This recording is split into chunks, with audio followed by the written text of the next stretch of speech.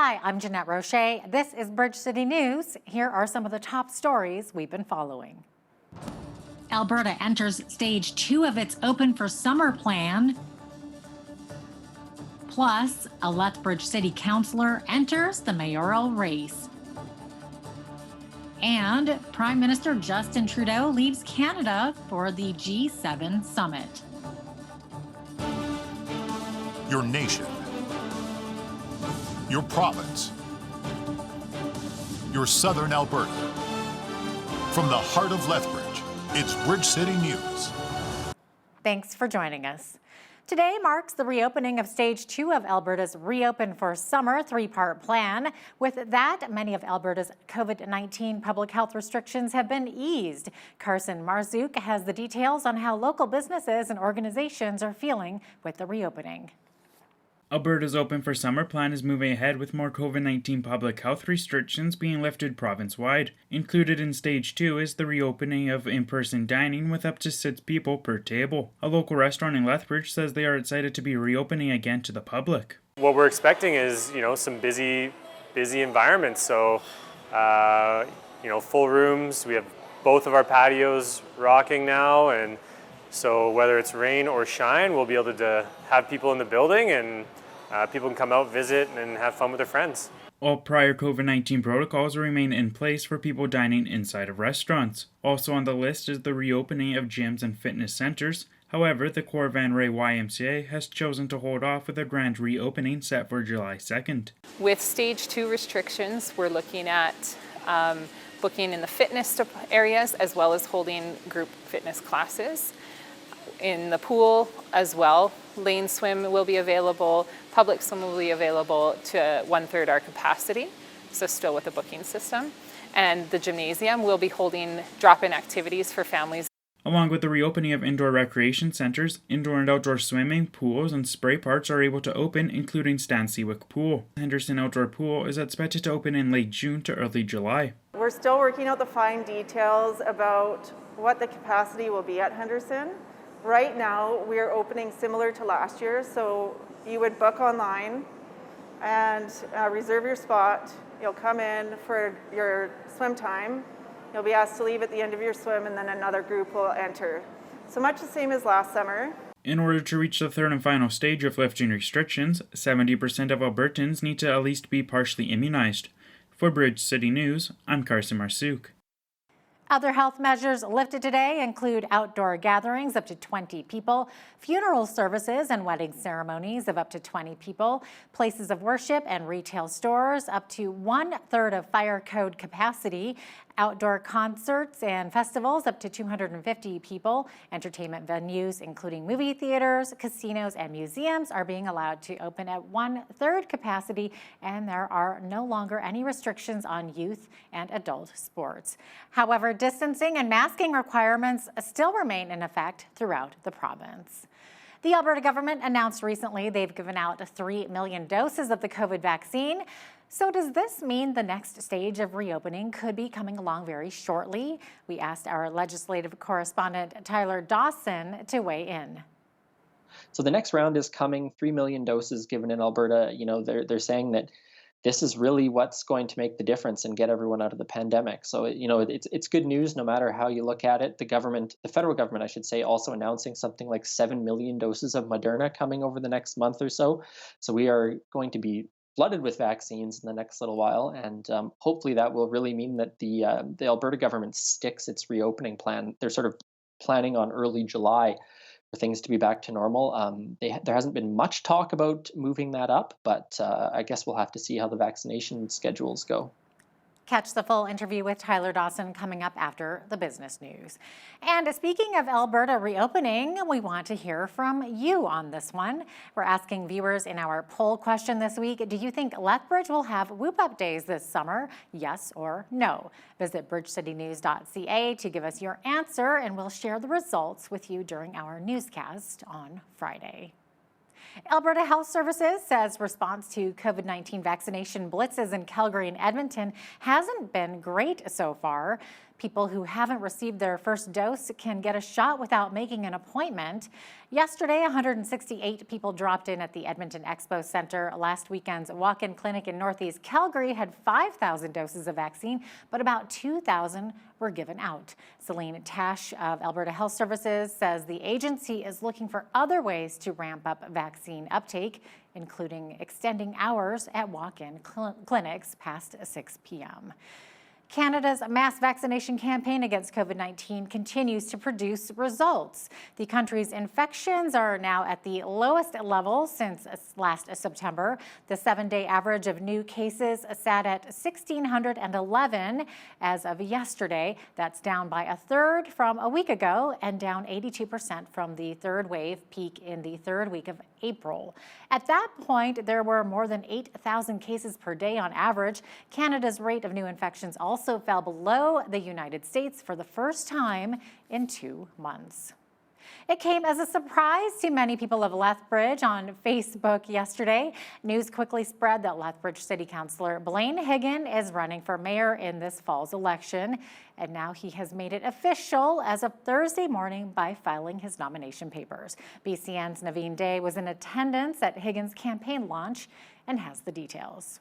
Blaine Higgin was first elected to City Council in 2013, and he has now officially added his name in the running for Lethbridge's next mayor. Higgin gave us a preview of what key issues he plans to outline during his campaign.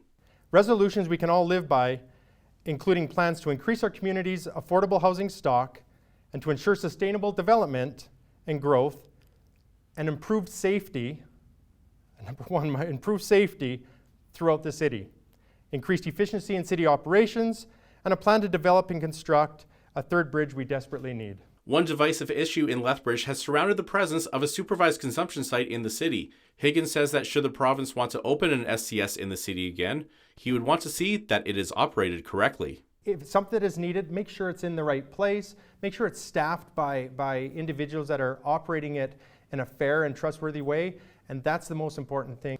I'm standing outside Honker's Pub and Eatery where the campaign launch event was held. Owner and operator Vicky Vandenhoek says she's supportive of Higgin in his race for mayor. She shares a story of how supportive he was to her when she was going through a difficult time. When we had the vandalism and sort of when I came in that morning, it was like, I'm just done, I'm really done. But Blaine has got over 30 years of experience as a business person, and he reached out to me as a business person. And you know, it just really meant a lot that he just said, you could do this. You know, it's tough times, but he was listening to what I was saying. He goes, the community is there to support you. Higgin adds that he intends to run a clean, positive campaign with zero mudslinging. For Bridge City News, I'm Naveen Day. Drugs, weapons, and cash were seized at a residence at the 900 block of 7A Street South last evening. After observing activity consistent with drug trafficking, members of the Lethbridge Police Service executed a search warrant at the home and laid charges against 3 people. Also recovered was a variety of stolen property, including a vehicle. Brandon Coster Tarkon, 32, Taylor Knapp Johnson, 21, and Stuart Lee Chase, 37, all have been charged with various counts, including possession for the purpose of trafficking, a controlled substance, possession of property obtained by crime, and possession of a prohibited weapon. All 3 are from Lethbridge and will remain in custody while awaiting judicial interim release hearings. Earlier this week, we reported that the RCMP were investigating the deaths of a man and a woman at a Coaldale residence that police were calling suspicious. The Office of the Chief Medical Examiner has conducted autopsies, and the preliminary findings indicate that the manner of death of a 63-year-old man is non-criminal. The manner of death of the 90-year-old woman was undetermined. There are no suspects being sought by police and no risk to the public. Veterans of Sterling are set to be honored come the fall. The village of Sterling was approved for a project that would see a new cenotaph be built right next to the town office. As Micah Quinn explains, the village made an application for funding, which was accepted to the tune of $25,000. The cenotaph will be located on the west side of the administration building in Sterling. Council approved the project and will provide additional funds from the village's capital budget. The total cost of the project is $52,000, and the mayor of Sterling, Trevor Lewington, says it's bothered him that there's never been a cenotaph built before in the village. And it's something I think we all have an obligation to do. is to recognize veterans that fought for us in years past and help preserve our freedoms. And so this is a tangible way to continue that legacy and make sure that they are recognized. The goal is to have the cenotaph completed by this year's Remembrance Day. So we're targeting completion sometime in September. The weather, of course, will be a factor in whether or not we can get the base completed. All of that takes time, and so we're planning now and hoping that we can be done entirely complete by November. The stone will be 9 feet tall, which could take several months to source out from the monument company. I think it has a lot of significance for the community, and I think it shows that the community is really believes in honoring their veterans and the people who serve to defend our freedoms. And it's going to give us a nice gathering space for being able to host Remembrance Day ceremonies in the future now. There are 104 people who were residents of Stirling from the First and Second World War. We're just in the process of engaging the public to make sure we haven't missed anyone. Our Historical Society did a great job many years ago of preparing a book of remembrance and collecting biographies. But obviously the last thing we want to have happen before we're done is to have missed a name on that rock. So it's really important that if people have taken a look at the list or if they know of someone, they just verify with us, and that way we can make sure we've spelled everything correctly as well. So we're just going through that process right now. For Bridge City News, I'm Micah Quinn. Thank you, Micah. Graduating students from the University of Lethbridge are getting ready to walk across the virtual stage beginning this weekend. The 2021 Spring Convocation graduating class will be celebrated June 12th through 19th as the U of L once again devotes an entire week to honoring its graduates virtually. Convocation coordinator Heather Fudge details what grads can expect this year. We are sending all of our grads a convocation box again this year. They're on their way to them right now. So we've seen through our socials, we've asked them to share with our hashtags, ULETH 2021, to share those posts with us. We also have a special celebration video that's being shared on Saturday morning. That'll launch at 10 a.m.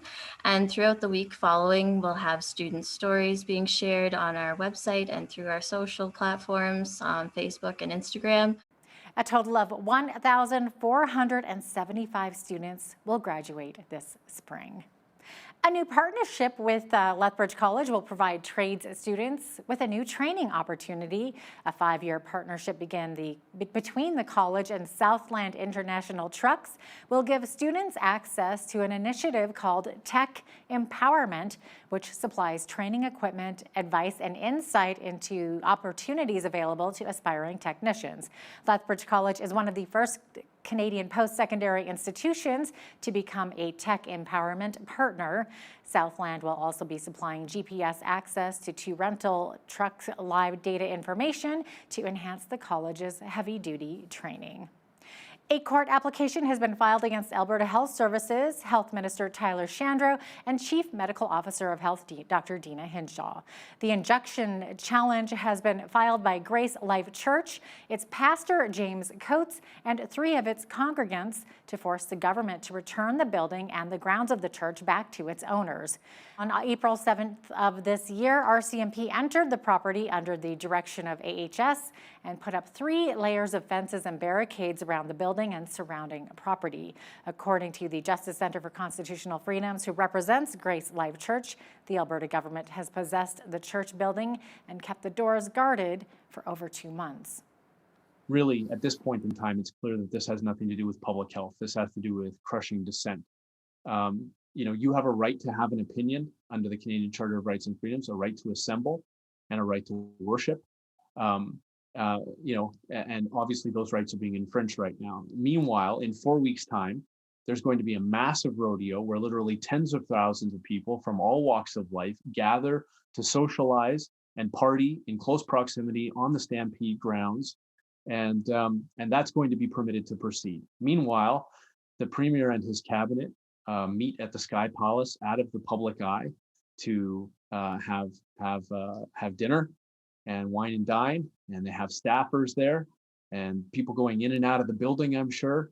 I don't know the numbers, but this is taking place as well. And so the government is not itself complying with these public health orders. Meanwhile, Albertans are cruelly punished The family of a 17-year-old who drowned in northeastern Alberta last weekend says his body has been recovered. Aaron Thayer from Cold Lake was fishing with his brother in the Beaver River on Saturday when he lost his footing and fell into the water.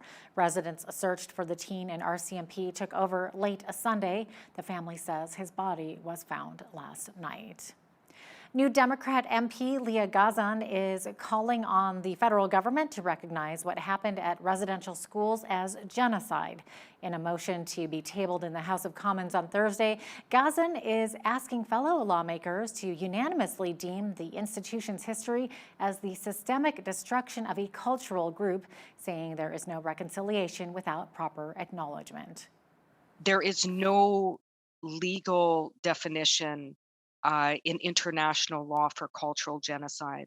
What happened at the residential schools was genocide, full stop, and clearly falls under Article 2 of the UN Convention on Genocide. It's time that this government acknowledges the truth that Canada and churches perpetrated genocide on Indigenous peoples, specifically children. There are growing calls for a national summit on anti-Muslim hate after Sunday's deadly attack on a Muslim family in London, Ontario. The National Council for Canadian Muslims has a petition signed by more than 35,000 people calling for all levels of government to tackle Islamophobia. This comes as the suspect in the attack had his case adjourned to Monday. Nathaniel Veltman made a brief virtual appearance in court to face 4 counts of first-degree murder and 1 count of attempted murder. The House of Commons Ethics Committee has issued a scathing report today on the Trudeau government's now canceled deal with We Charity. It calls on the government not to work with We again until an audit by the Canada Revenue Agency or an independent group can determine how the company operates. The report also flags what it sees as gaps and weaknesses in the federal lobbying regime and calls for new measures such as granting the lobbying commissioner investigative powers.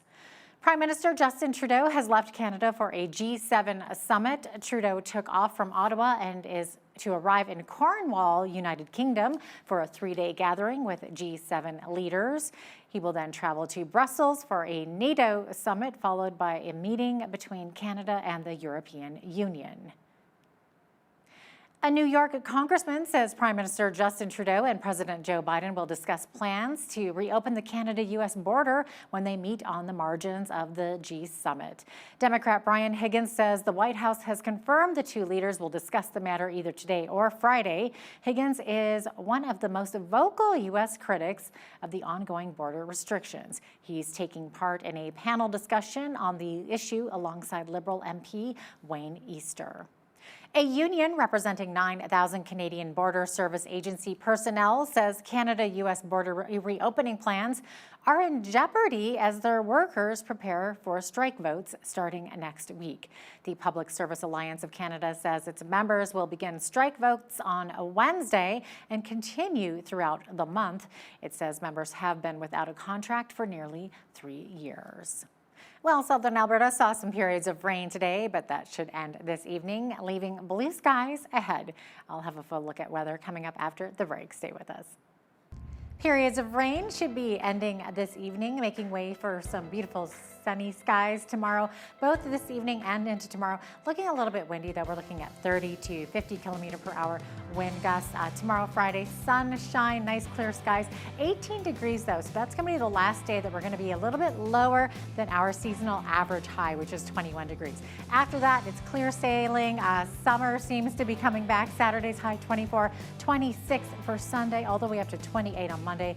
Look at that temperature for next Tuesday, 31 degrees and 26 the high for next Wednesday. Most of those days, mix of sun and cloud, but beautiful summer-like weather. Average high for this time of year, 22 degrees. I said 21 a minute ago, but it's 22, the average high. Average low, 8 degrees. 34 was our high temperature back in 1956, and in 1999 we had our lowest day on record, which was 0. Sun rose this morning at 5:24 a.m. and 9:38 p.m. will be our evening sunset tonight. Looking forward to that. Okay, so on the west coast tomorrow, we are looking at some rain, 30% chance of showers in both Victoria and Vancouver, 16 the high in Victoria, 18 in Vancouver. Edmonton overnight looking at about 5 millimeters of rain, but should clear up for tomorrow for sunny skies. Same thing for Calgary, periods of rain ending in the early morning, overnight looking for sunny skies. Tomorrow, 17 the high in Calgary, 20 the high in Edmonton. And over in Saskatoon's going to be windy, 40 to 60 kilometer per hour winds with rain. 20 is the high there, 20 for Regina as well. Winnipeg, 23, humid, rain, and a chance of thunderstorms in the afternoon. Toronto, this whole area here, looking at a beautiful day in central Canada tomorrow. 24 the high in Toronto, 25 in Ottawa, 25 also the high in Montreal, with a mix of sun and clouds. Should be a lovely day for you folks in that region of the country. Fredericton, looking at 22 as a high and a chance of showers. Halifax, sunshine tomorrow, 18, 19 in Charlottetown, the high of 19. And 12 degrees, the expected high in St. John's, Newfoundland, with showers expected in 60 kilometer per hour winds. So there you have it. That is your forecast. Another Canadian oil pipeline has bitten the dust after Calgary-based TC Energy announced it's walking away from the Keystone XL project. Its decision ends a decade-plus battle that pitted the energy industry against environmentalists as oil sands producers sought to export more Canadian crude through the U.S. Construction on the pipeline was suspended earlier this year after newly elected U.S. President Joe Biden fulfilled a campaign promise to cancel its presidential permit in January. TC Energy last month took a $2.2 billion write-down on the project, and the Alberta government says its final costs are expected to be $1.3 billion. A Bank of Canada official says the economy's ability to grow coming out of the pandemic isn't as hobbled by COVID-19 as the central bank first feared. Deputy Governor Timothy Lane says that's because the country quickly embraced digital tools such as video conferencing for remote work and food delivery apps. He says that should help the economy grow coming out of the pandemic without sparking a run on inflation. Now, here's a look at today's markets. The TSX was up 47 points to 20,049. The Dow was up 1910 to 34,466. The S&P 500 was up 1963 to 4,239. The Nasdaq was up 108 points to 14,020. West Texas Intermediate Oil was up 33 cents to 70.29 US per barrel. Natural gas was up 2 cents to 3.15 US. Gold was up 9 cents to 18.98 US an ounce, and silver was down 3 cents to 27.96 US an ounce. Wheat is at $347 per metric ton. Barley is at $352. Canola is at $759. Corn is at $414 per metric ton. Live cattle were up 18 cents to $117.58. Feeder cattle were up 13 cents to $148.40. Lean hogs were up 50 cents to $122.45. And the Canadian dollar was even for the day at 82.67 US.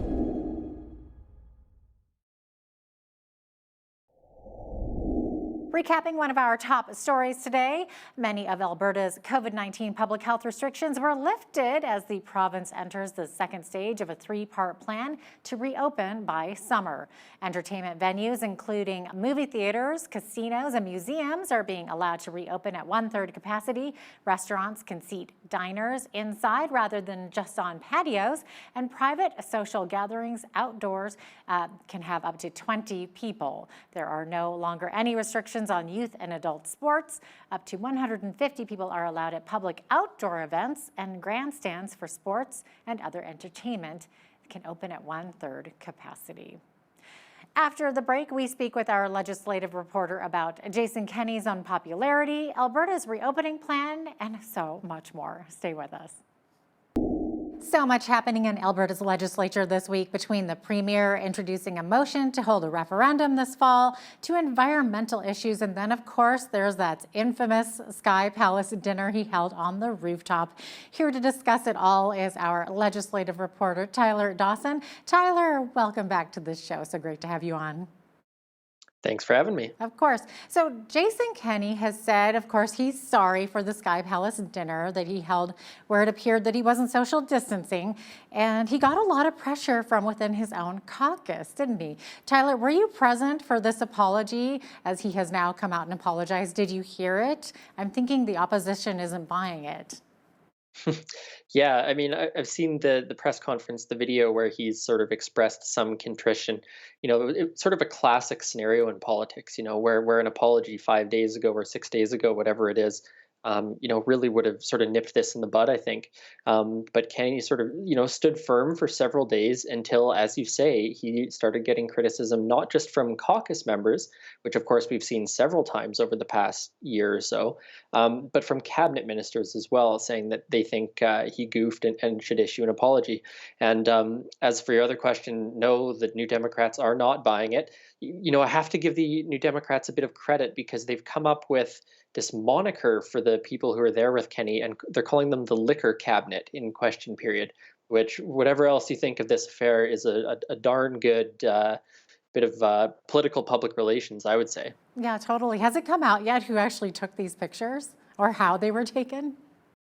No, that remains a total mystery. Some of the best guesses that seem to be out there are that this might be a telephoto lens from an apartment or condo building sort of across the way. Perhaps someone floated a drone up there to take these photos. I tend to think it's probably a telephoto just because I can't imagine that if you were flying a drone around the legislature grounds, there wouldn't be sheriffs running all over trying to stop you. So, but yeah, one of the still open-ended mysteries of this affair. It is a mystery. All right, then. Now, Premier Kenney has said that in October we'll be having an equalization referendum. He put forward a motion in the legislature this week. So what came of this motion, Tyler, and what can this actually accomplish? Yeah, so this is a long-standing promise of the United Conservatives. I think probably all the way back to the election, certainly out of the Fair Deal panel report that came out a year-ish ago, I think, year and a half ago maybe. And what it is this motion goes before the legislature, and they basically determine the language that's going to be used in this referendum. It's going to be a simple yes/no question, something along the lines of should the Alberta government press the Canadian government to remove the equalization formulas from the Constitution? Of course, Alberta can't really just change the Constitution. So what this is, according to Kenney, going to do is gives the Alberta government a little bit of negotiating power. They can then go to the federal government and say, look, we had a referendum on this. X% of Albertans want something done on this. We should sit down and discuss it. Whether or not that will lead to any change is, of course, you get different answers on that depending on who you ask, whether you ask the UCP, whether you ask the opposition. And the New Democrats also sort of pressuring Aaron O'Toole to say something about this, in case he forms the next federal government. And the other thing of note on this is that this referendum will be part of the municipal election. So when you go to vote for your mayor and councillors and school trustees, this referendum question will also be on the ballot. Okay, interesting. Well, time will tell, I guess, how this turns out. Now, the TransCanada Energy, or TC Energy, has just announced that they are terminating the Keystone XL pipeline project. So, Tyler, what can you tell us about this? It's the end of an era, isn't it? For the last 10, 11 years, it's been stop and start, on and off, controversy after controversy. Now, when Joe Biden became president, one of his very first executive actions, maybe his first executive action, was to cancel the permit that allowed construction to be built across the border. And that pretty much killed the pipeline. This would have been back in sort of mid-January. Now, sort of 6 months later, we have the TC Energy and the Alberta government both announcing on Wednesday that it's done. The company's going to wind down operations. They're going to lay out a plan for doing it safely and environmentally sound ways. The Alberta government maintaining that it's still going to try and get back the $1.3 billion it's put up for this project. Whether or not that's going to happen, again, very debatable. But certainly a good, whatever happens, likely that a good chunk of tax dollars have just sort of vanished into the ether, unfortunately. Wow. And of course, speaking of environmental issues, Heather McPherson, Alberta's lone NDP member, or New Democrat member of Parliament, is pushing a federal bill that would require a full federal assessment of any new coal mining projects in the Rocky Mountains. So, Tyler, why is this notable? Well, there's been this long-running controversy, I guess, in Alberta over coal mining. We've talked about it a few times on the show that the United Conservatives canceled the 1976 coal policy. There was, major blowback from country music stars, small town mayors. The UCP walked that back. They're now undergoing consultations on the coal policy, including Indigenous consultations. The catch federally is that only coal mines of a certain size, I believe it's 5,000 tons of coal per day. If they reach that threshold, then a coal project needs to go through the whole federal environmental assessment. If they're under that threshold, they don't, and provincial governments can just deal with it. So what McPherson is trying to do is make it so that any of these projects will need to be dealt with by the federal government. Her argument being basically that the Alberta government can't be trusted on this file, can't be trusted to do these assessments properly. So, in many ways, I would say a similar position that the Alberta New Democrats are taking on this issue. So I've talked about it a few times. It just goes to show that this issue of coal really has legs, and it appears now to be spilling over into the federal scene, which is notable for Alberta, and also, I think, it would be notable for British Columbia because they have such a large coal industry as well. Definitely. It's an issue that's not going away anytime soon. That is for sure. Now, of course, Canada saw a devastating attack earlier this week. So in the wake of that attack that killed several members of a Muslim family in London, Ontario, the Alberta legislature held an emergency debate. So Tyler, what is Jason Kenney promising? They've basically promised new legislation that's going to sort of change the way that hate crimes are prosecuted. They also had this sort of anti-racism panel that had reported back, and the contents of that report haven't really yet come out, but they're also engaging with that panel to come up with some other ideas. Now, of course, there was sort of unanimous consent for passing this motion condemning the attacks and expressing solidarity with the Muslim community. The New Democrats also pushing for a couple other things, including better anti-racism education, and an anti-racism sort of secretariat working group sort of thing to be created that didn't quite get the support from the UCP. So that stuff is nebulous in some ways. We haven't seen draft legislation or this report or anything like that, but those promises are now on the record, so we'll be keeping an eye on that. Absolutely. Now, the Alberta government is recommending that mandatory hotel quarantine be ended. So Health Minister Tyler Shandro has written to the feds asking for it to be ended. Yeah, so this is that 14-day quarantine. People were calling it, quarantine camps and things like that. Basically, you come back into the country, you need to spend either 3 days in this isolation, and then if you don't have a proper place to go, like whether, for example, if you live in a multi-generational household, you could then stay for 2 weeks. Now, the Federal Advisory Committee saying to scrap this, the Alberta government saying, yes, please scrap it. It'd be great to have some tourists coming in. And actually on Wednesday, there was a little bit of movement on this. And the gist of it basically is the federal government said, look, if you're a Canadian citizen and if you are fully vaccinated, you will no longer need to do this full quarantine.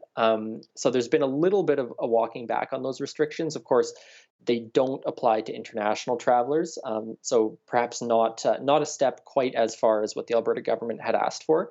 And they've also asked for the return of a pilot program of testing that had been in place at the Calgary International Airport. Unclear whether or not that's going to happen, but perhaps a wise idea considering a month away, Calgary Stampede is supposed to kick off. Yeah, we are right in the threshold of vacation time and tourism time. So definitely we're going to have to see what happens there. Now, the government announced recently they've given out 3 million doses of COVID-19 vaccines. Does this mean the next stage of reopening should be coming along very shortly? Yeah, well, on Thursday, the Alberta government's stage 2 kicks off. So that means things like gyms are going to open again. You can then walk in for a haircut. As you can see, I'm deeply suffering from the pandemic hair situation. So the next round is coming, 3 million doses given in Alberta. They're saying that this is really what's going to make the difference and get everyone out of the pandemic. So, it's good news no matter how you look at it. The federal government, I should say, also announcing something like 7 million doses of Moderna coming over the next month or so. So we are going to be flooded with vaccines in the next little while. And hopefully that will really mean that the Alberta government sticks its reopening plan. They're sort of planning on early July for things to be back to normal. There hasn't been much talk about moving that up, but I guess we'll have to see how the vaccination schedules go. So now, in a speech, Rachel Notley has declared that were her party to form government, the election is 2 years off, but they're saying that they would forge ahead with universal daycare with or without the federal government's input. Yeah, so this actually happened at the New Democrats convention over the weekend, and I have to admit, I'd hardly even noticed it was a convention because, of course, it was all virtual. So you didn't have any of the going for drinks with sources and all that kind of stuff that normally accompanies convention season. But that's exactly what she said. She said, look, we're going to go ahead with universal daycare. Now, if we cast back to sort of the last federal budget, there was money set aside or promised for daycare programs across the country. Now, that was all going to be contingent upon an agreement between provinces and the federal government on cost sharing and things like that.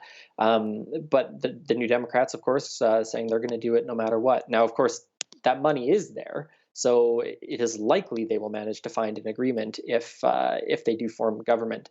And the other thing I should actually note on that front is Rachel Notley also received like 98.6 support from New Democrat members in a vote at the convention. And there was a funny moment in question period on Wednesday when one of the members of the United Conservatives said Notley enjoyed North Korea levels of popularity, and that got a laugh even from her own side of the chamber. So a little bit of levity in the House, which certainly doesn't happen every day. Yeah, no kidding. And you know what, Tyler, speaking of popularity, an Angus Reid poll just came out that rated all the premiers across the country. Alberta Premier Jason Kenney rating the lowest at, 31% of Albertans are in favor of him. So that doesn't bode well for him. What do you think is going on? Well, there's a couple things going on. The first is that, like most new governments, they tried to do a lot of their unpopular stuff in the first couple of years. They picked a lot of those big battles in the first couple of years, whether that was doctor contract stuff. They tried to tackle some difficult things like rural crime. They picked a fight over supervised consumption sites, things like that. So any government is going to be unpopular sort of halfway through their mandate. That's generally expected. But then, of course, you expect you're going to have 2 years to sort of get your popularity back up. But then they got hit by the pandemic. And the New Democrats, I think, have been very, very effective in opposition, really hammering Jason Kenney every step of the way. It doesn't help that there's been a relatively hostile sort of public health establishment, I think. You obviously, people are paying attention to the things Dina Hinshaw says, but you also have university professors, you have doctors who are already mad with the government because of contract stuff. So it's really just been, I think, in many ways, a perfect storm for him. He was already in, dire straits over some stuff. The economy obviously hasn't turned around as they'd hoped. There's this massive pandemic that's shut the world down for the past year and a half. Well, not quite that long, but a year at any rate. Yeah, feels like a year and a half at least. Yeah, doesn't it? So there's basically just a lot going on for him that I don't think he expected, that has not been particularly easy to handle. But beyond that, it is a bit of a mystery. If you look at British Columbia and Alberta, we've both done relatively similar things, yet John Horgan is not that unpopular. So I admit it's a bit of a head scratcher every once in a while. Yeah, in fact, I think Horgan came in at number 2 in popularity behind the Quebec Premier. So interesting.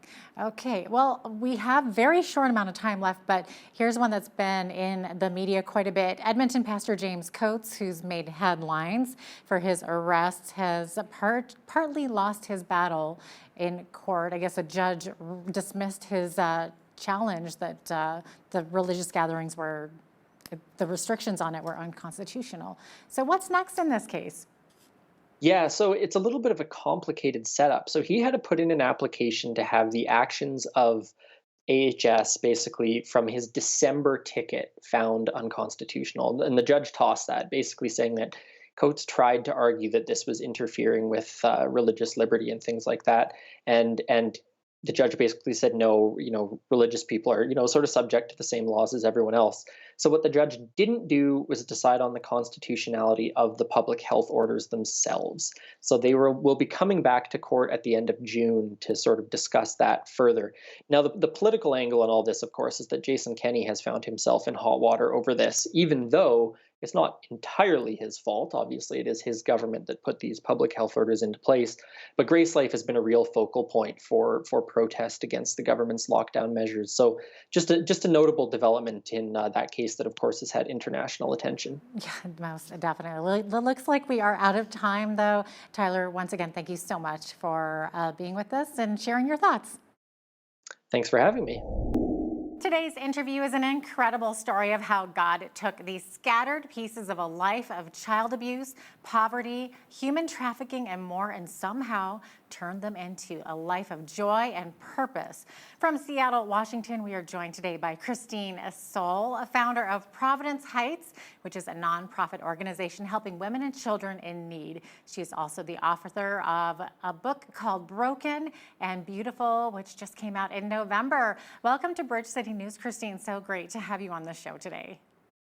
Thank you so much for having me. Christine, let's talk about your book. So this book was written out of your own difficult life experiences. Can you share maybe a brief overview of what your life was like growing up? I understand that your father was married 7 times, your mother was married 4 times, and that was pretty hard on you, and it was a little dysfunctional, right? Yeah, a little bit of dysfunction. It's a great way to put it. So, yeah, my dad was married 7 times, 8 if you include my mom twice. My mom was married 4. And at about the age of 5 is when they got a divorce. And the way he did divorce is once he divorced the woman, he just didn't really speak to the kids again either. And so I didn't really have a relationship with him, some just a handful of times after that. And I was a latchkey kid. I let myself in and out of the house every morning. I got myself to school from kindergarten on, and did my meals. My mom is my hero, so she was absolutely incredible. But she worked 3 jobs, and she did the best that she could. And about the age of 10, I started doing drugs. And at 17, I got pregnant with my daughter. And 2 years later, at 19, I had identical twin boys. At that point, I was a meth addict. I was trafficked. I was abused. I was living a gay lifestyle, and I was filled with rage. And, I fell to my knees at 21, and I cried out to God, and I said, if you are real, take my life. It's yours. And I so tangibly felt the power and presence of God that I threw all of the drugs and alcohol away. And where I should have had a heart attack for stopping meth the way that I did, I never even had a desire, temptation, or withdrawal. I was completely and totally set free. And now that set me on this journey of discovering who this Jesus is, and really bouncing from house to house with my 3 babies, not knowing how I was going to survive. And, at one point I found out all of my bills, and I just thought, wow, I can't even put a dent into any of this. Any job that I could get wouldn't even pay for my childcare. So I didn't know how I was going to survive. And I sat there and I thought, you know what? God really rescued me before. Maybe he can help me with this. And I wrote my $40, the last $40 that I owned, I wrote a check, and I gave it to the one person that I knew that went to a Christian church. And he had no idea that was the last penny to provide for my babies. And, I wish I would have written down how God provided for me, but, I never even had a late payment. And that man that I gave that check to, I've been married to for 24 years now. Wow. So God provides. Yeah, I would say so, like tenfold or more from the sounds of it.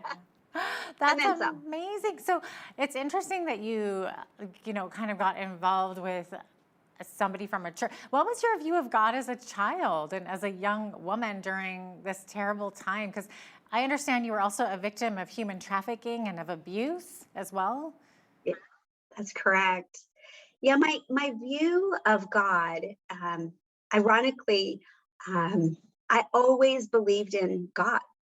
Even in bars and drunk and being trafficked, I would tell people that they needed Jesus. I didn't know Jesus. I never had a relationship with Jesus. But I do know that there were people that were praying for me. That's all it takes sometimes, right? Yeah, for sure. Oh, absolutely. Well, that's amazing that you would just kind of throw everything down. It's like there was that urging, I guess, Yeah. What was it that finally turned your life around? Like, how did this happen? What was that light bulb moment that you knew he was there? And Yeah.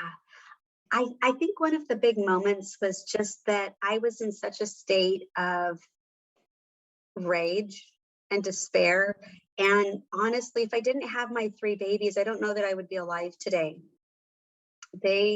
They were my hope, and I wanted something great for them. And there was a point in my life I'll share as a child when I was 15 years old.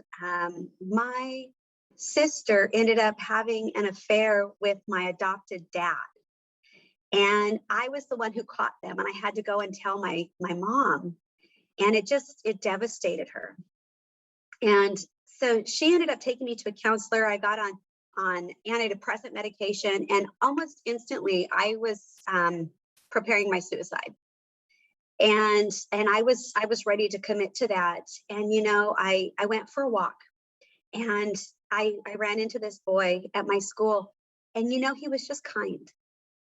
And there was something in his words that gave me a reason to live. And as I walked away, he said, "Hey," he goes, I'll see you at school tomorrow." And I was like, "I will see you tomorrow." And I chose not to take those pills that I had planned. But I went and I sat in my school, and I thought, I don't even know what normal looks like. How do I act like a normal person when I can't even identify with that? And so I found myself running for this girl named Sherry, and I asked if I could stay in her home. And I stayed there for a week. And what I saw was love and compassion and joy. And in that moment, when I left, it looked like I hadn't really achieved anything, learned anything from them. But it was a little glimmer of hope that carried me through those hard times. And so when I fell to my knees, it was that moment that God brought me to, of really desiring to give that to my children. And I didn't know how I was going to do it, but I knew I was. yeah. In your book, you write about the importance of forgiveness. So who was it that you needed to forgive in your life? What brought you to that? And how do you do that in those kinds of circumstances? How do you get to that point? Yeah, that's a great question.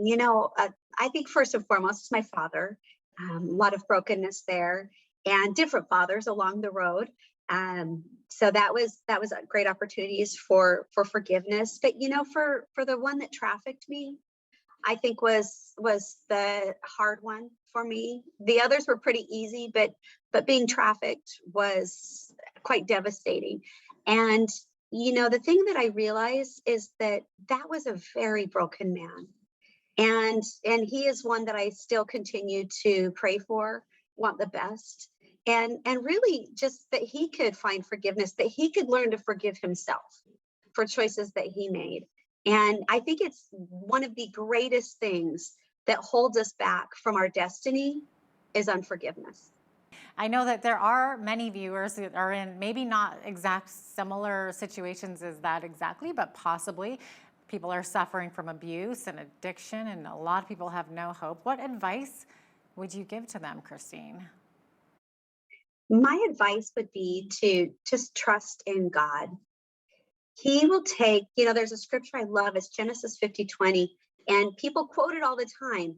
And it's that the enemy, what the enemy has done for evil, God will turn for good.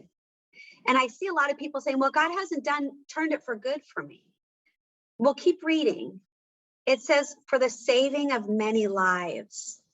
So really, I believe that if we take that pain that we've endured and we allow God to use that to set other people free, that's where we find victory. So share your story, share your testimony, because in the words that you have, the words that you share with others can speak such life that people don't have to experience that trauma. And then those things that you find were so traumatic in your own life are really empowering other people to live a life of freedom. And I find joy in that. And, if I had to go through everything that I experienced again, knowing what I know today, I would say sign me up, because I know it's setting people free. Wow, what an inspiration. And speaking of inspiring, please briefly share what you are doing with your Providence Heights organization. Let's talk about that. Yeah, I went from a life of extreme poverty to having the opportunity to live a life of philanthropy and generosity. And about 3 years ago, God put on my heart to start a nonprofit organization. So it's called Providence Heights, and we are a residential entrepreneurial training program. And we house women and children in need. And really the focus is that, that number one, we are a sustainable organization, and that we teach women how to live sustainable lives. And so we start businesses. We just actually started in January. We got the keys to our building.